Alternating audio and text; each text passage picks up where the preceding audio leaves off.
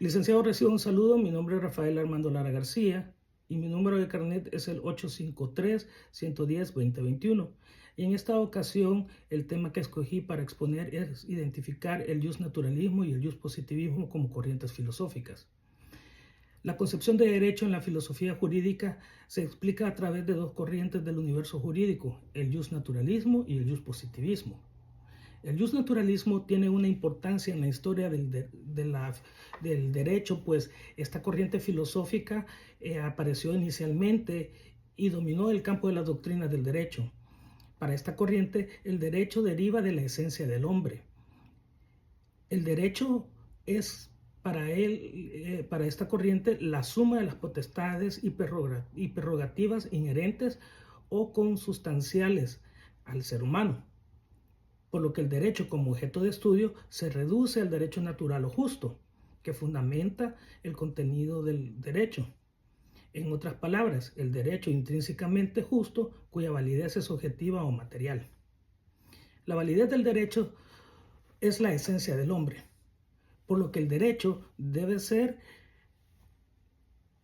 consustancial a la vida humana y reconocer los criterios éticos y virtuosos que deben coincidir con la naturaleza del hombre mismo.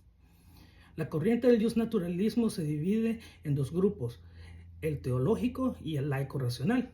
La diferencia entre estos dos grupos está en que la primera propone que la validez del derecho natural o justo se origina en la naturaleza del hombre como hijo de Dios, y la segunda constituye la idea de creador por el carácter racional del ser humano.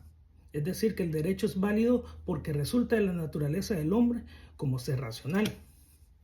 Para Eduardo García Maínez, el pensamiento justnaturalista adquirió un matiz teológico a partir de Sócrates y Sófocles, pues para ellos lo justo y lo natural no tiene fundamento en el poder ni deriva de la voluntad del legislador. No se basa en las peculiaridades o atributos de la especie humana, sino en el arbitrio divino, ya que las leyes humanas pueden cambiar y desaparecer, pero no así la ley divina, que es eterna e inmutable. Por otro lado, para Platón y Aristóteles, el derecho se basa en la idea de justicia y equidad. San Agustín y Santo Tomás de Aquino fueron uno de los más grandes exponentes de la corriente justnaturalista teológica, ya que para San Agustín el derecho se presenta como la ley de la razón divina, es decir, la voluntad de Dios que manda a conservar el orden natural. Para Santo Tomás de Aquino, en su obra La Suma Teológica, sostiene que la ley no es otra cosa que el dictamen de la razón práctica del príncipe que gobierna una sociedad perfecta. Dios es el creador del universo. Este es gobernado por la razón divina. Sus concepciones son eternas y por tanto rigen los destinos de todo el mundo. Sostiene que por esta razón las leyes humanas nunca deben contrariar la ley de Dios. El justnaturalismo laico o radical o racional, fue como una evolución del justnaturalismo y se puede percibir un hilo conductor que permitió la transición del justnaturalismo teológico al laico racional. Hugo Grocio fue quien se encargó de separar al derecho y su ciencia de la religión y la teología. Para ello se apoyó de la obra de filósofos escolásticos, quienes abrieron la puerta del carácter racional del hombre como elemento fundamental del derecho. Grocio reconoce que el derecho deriva del instinto social y racional del hombre, a diferencia de los escolásticos, que aunque reconocían la cualidad racional del hombre, esta aún era atribuida como consecuencia de la voluntad de Dios.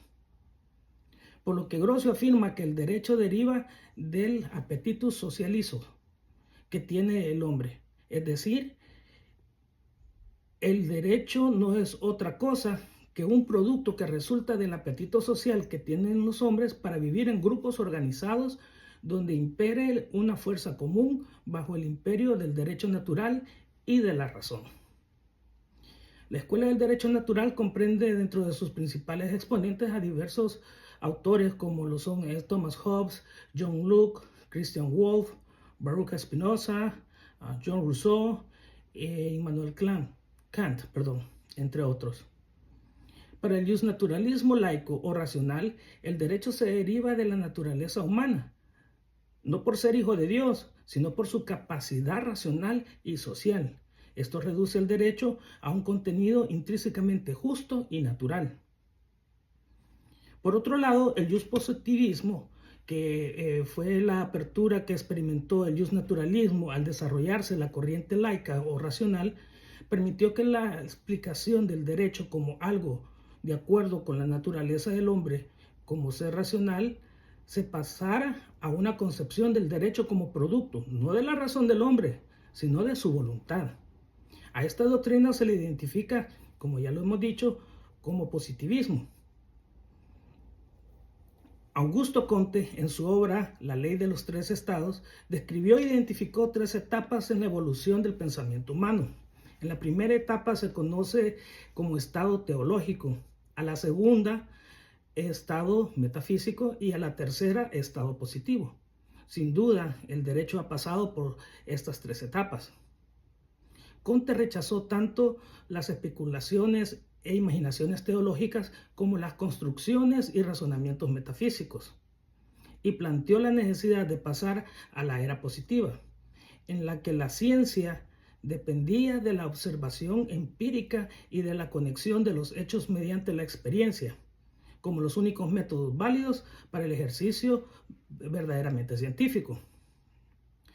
Durante las primeras décadas del siglo XX, el positivismo tuvo una fuerza radical como positivismo lógico, por lo que dentro del positivismo la tarea de la ciencia consiste en analizar el fenómeno, mientras que la filosofía se debe de ocupar de la clasificación lógica de estas ideas. La concepción del derecho de Kelsen separa tajantemente a la ciencia del derecho de elementos ideológicos, ya sean teológicos o metafísicos, como lo son el concepto de justicia y la idea del derecho natural. En su teoría pura del derecho, constituye una ciencia jurídica mediante la aplicación de un método puro, que consiste en hacer a un lado todo lo ajeno al derecho, afirmando que así el objeto de la ciencia del derecho lo constituyen solo las normas jurídicas. Kelsen dice que existe una estricta separación del deber ser y del ser, ya que como positivista le interesa la forma de la norma y no su contenido. Así, lo importante es el proceso de formación de las normas y su validez extrínseca, sin tomar en cuenta si son justas o si son injustas, si son acordes con la naturaleza del hombre o no. Es decir, que a Kelsen le preocupa la validez formal de la norma jurídica. Por ello llegan a igualar el contenido del derecho con el de la norma jurídica reconocidas por el Estado y con el derecho.